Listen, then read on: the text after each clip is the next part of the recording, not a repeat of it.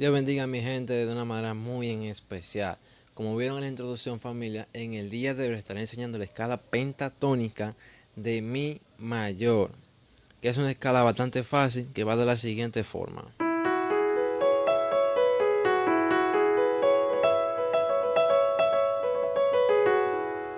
Y así queda la escala de mi mayor pentatónica. Muchos pianistas dicen y se complican con escala larga, pero los músicos profesionales, familia, si ustedes no sabían, con una escala tan simple como la pentatónica, suenan de manera profesional si la saben aplicar. Pero antes debemos de saber qué es una escala pentatónica. Una escala pentatónica o penta significa 5 notas. O sea, una escala que solamente contiene 5 notas.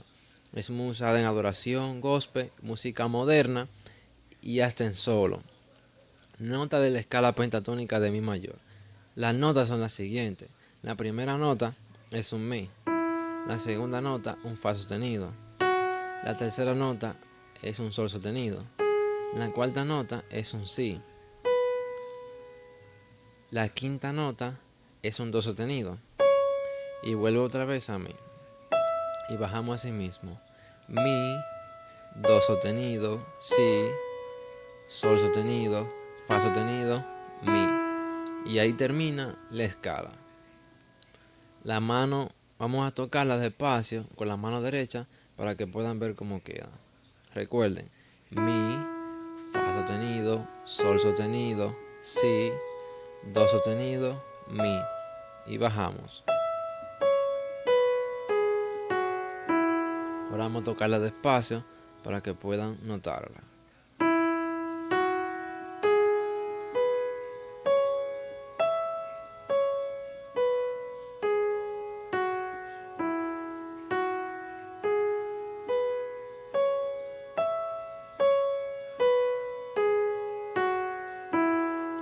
La mano izquierda, el dedo meñique, toca la nota mi, que va de la siguiente forma con la mano izquierda.